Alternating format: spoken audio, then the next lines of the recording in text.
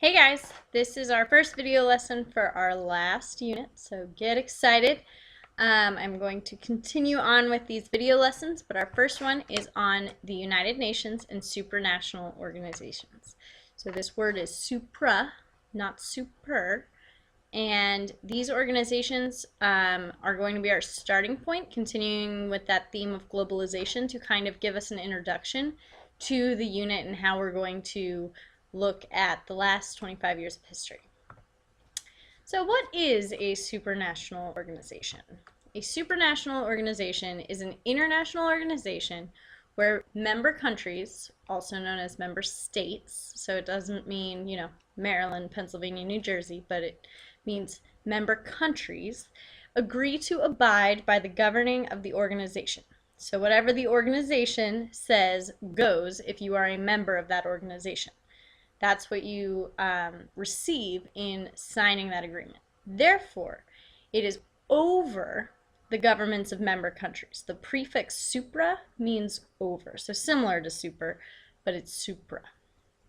So these countries give up a certain amount of their own power to the organization.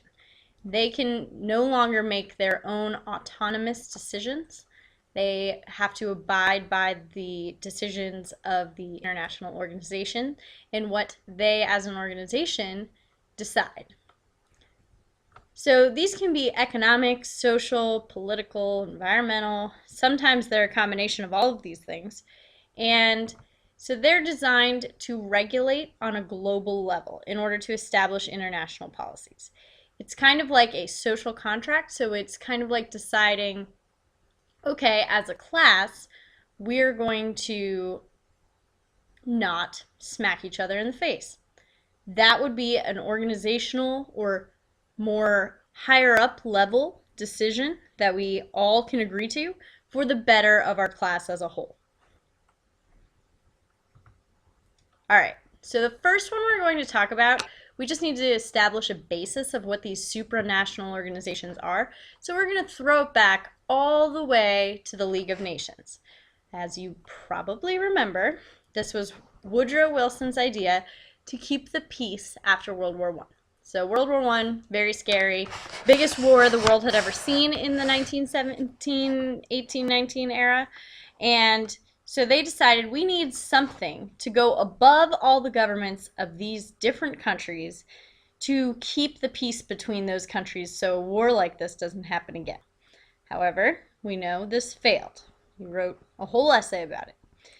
Some of the reasons why it failed are, number one, several of the world's most powerful and influential countries were not members, including the United States. So even though this was Woodrow Wilson's idea, the United States Congress did not think that we should be a part of this supranational organization. They thought it was too much government. They did not think that they should intervene in those affairs. They wanted to more isolate ourselves. We still, at this point, didn't think that we belonged in European affairs. The second reason why the League of Nations failed is that the League required a unanimous agreement to oppose aggression. So if any member disagreed, the League was not permitted to act against that aggression. So this is where that kind of appeasement conflict comes in a little bit. Remember when the Italians invaded Ethiopia? Well, they could not act against their own member states because they needed everyone to agree. And so therefore, Italy would not vote against or vote for aggression against itself, and the League could not act. So when Germany, Italy, and Japan took military action against fellow members of the League in the late 1930s, they would not agree to take action against themselves, because that would just be silly. So their aggression continued, and World War II started. So after World War II, they founded the United Nations in 1945. This was also meant as a peacekeeping organization, but they had learned from the mistakes of the League of Nations and revised it. So one of the major benefits of the United Nations over the League of Nations was that the United States was a part of it, and also there was more scaffolding within the United Nations, so more systems in place that ensured the majority rule in the United Nations. So currently there are about 191 member countries who all agree to peacefully settle disputes, refrain from threatening or using force against each other, and to refuse to help other nations who oppose their mission. So if a nation opposes that, say, a human rights violation is taking place, then we cannot help them as a member state, we being the United States. And you can't quite see this, I don't think. There we go. A Security Council is one of the bodies in place within the United Nations that wasn't in place in the League of Nations. And this Security Council of select member states assures that aggression is not taken lightly and that aggressors receive punishment for their actions. So there are 5 member states that are permanently on the Security Council, but about 15 are on the council today. So only those 15 states can say if the aggression is worthy of punishment. But the 5 states that are always on this council are Britain, China, France, the United States, and Russia. So those are always on this body. It's written in the document that charters the United Nations. So 10 other countries currently also receive veto power, so that power to say that no, we should not invade, or yes, we should invade as a supranational organization. But altogether, they have to decide. So throughout history, the UN has played a pretty important role. And they are probably the most important supranational organization because they almost function outside of their countries, but also it acts as a forum where countries can decide on things that are good for the world. So it opens up discussion about a lot of these different issues. So first of all, they can have military authorization. So they authorized troops in the Korean War, as you know, and also in the first Persian Gulf War, which we're going to learn about in the coming weeks. They also were a participant in over 300 peace treaty negotiations regionally throughout its history. So in different areas of the world, such as Iran, Syria, they have stepped in and said, okay, this is good for the world, so this is what you need to do, and this is what you need to do now. Shake hands, come to peace. And that is kind of how they act as a peacekeeping organization, really. They also came up with this thing called the Universal Declaration of Human Rights. And so this allows the UN to investigate human rights violations around the world and also to intervene when it sees necessary. So there's another council that helps decide when these human rights violations are necessary for intervention. And so this has also helped many countries transition into democracy from a dictatorship. One of the best examples of the use of the Universal Declaration of Human Rights and UN intervention is how the UN helped end apartheid, which, as you may or may not know, is the total racial segregation and discrimination in South Africa. Also something we're going to talk about in the coming weeks. So they stepped in and said, you know what, this is a violation of human rights. That means this is endangering human life in your country, and so we need to help raise up society to a progressive, democratic, fair, equal level. Checkpoint number 1. Take your time with this one. It's kind of long, but there are only 2 checkpoints for this. And question number 6 is a challenge question. Try your best, but it's just kind of a little brainstorming, thinker, thought-provoking one.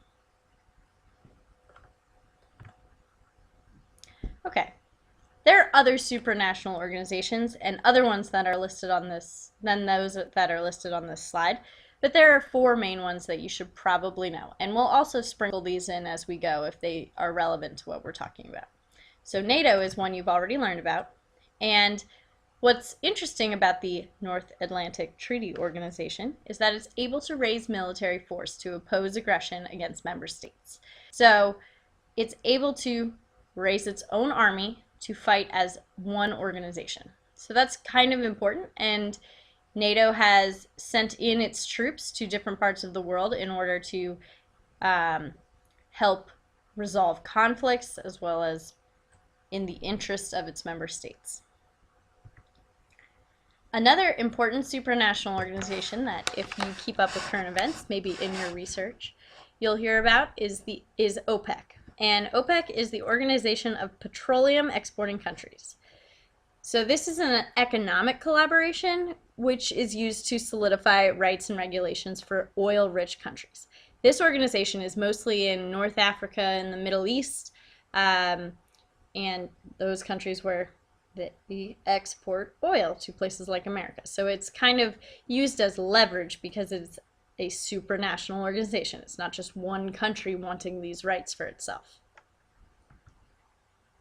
Similarly, the North America Free Trade Association, otherwise known as NAFTA, was signed by Canada, US, and Mexico, and they agreed not to impose tariffs on each other in order to strengthen North America economically. This means goods can flow fairly freely, that's why it's free trade, between Canada, Mexico, and the United States. So all three of those countries can trade as much as they want without having to worry about those extra taxes. And that means that if a good is sold by Mexico and China for the same price, Mexico will benefit more because they're not having that extra tax by the US than China will. So that means that North America benefits, and that benefits us as the United States. Another one, which is a little interesting, which we're not going to go too deeply in right now, is the International Monetary Fund. And this is the world's pool of money in order to help regain the world's economic balance.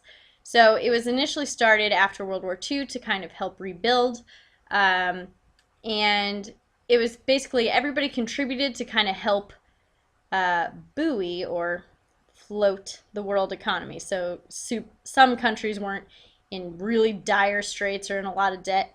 It's kind of like a bank, but it's different from the World Bank, which we'll also talk about.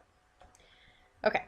The last supranational organization that I want you to know is the European Union. The European Union was started after World War II to help keep the peace among European states. So in addition to the UN, they also came up with this, the EU, in order to help solidify that alliance. So it was mainly France, UK, I think Belgium, those countries, to try and help strengthen them economically. Today, it's about 30 members, and you can see them on the map. Sorry, it's a little fuzzy. They do have their own flag, so if you go to Europe, you'll see this flag everywhere. And the goal of the organization is to form an economic and political partnership between all members. So by doing this, that promotes the prosperity or wealth of its member states, and also creates a sole market throughout Europe, similar to NAFTA. So they use one common European currency, which is really helpful if you visit any of these states or study abroad there, because you can go to Spain and use the euro, and then you just jump on a train and you can pay in euros in France, and then you can pay in euros in Germany. It's all the same currency, except for the UK. The UK uses the pound, so that's a little problematic. You do have to do some currency exchanging there.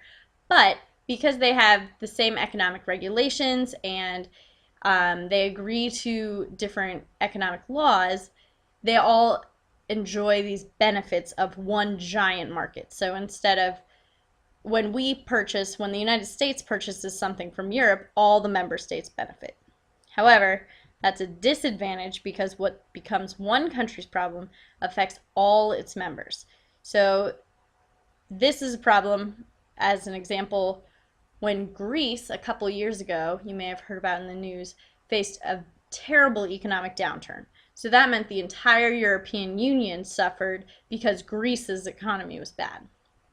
It also means that diversity and nationalism are kind of on the downturn. They're kind of fading out as more of this European nationality or European culture takes place. So this is a really unique supranational organization, and a lot of times all of Europe is referred to as just the EU, almost as one country. So governments within the EU can make many political decisions themselves, but there are some rights that are taken away because they're given to the EU. Okay, last checkpoint, and then you're done with the notes and the homework. Good job.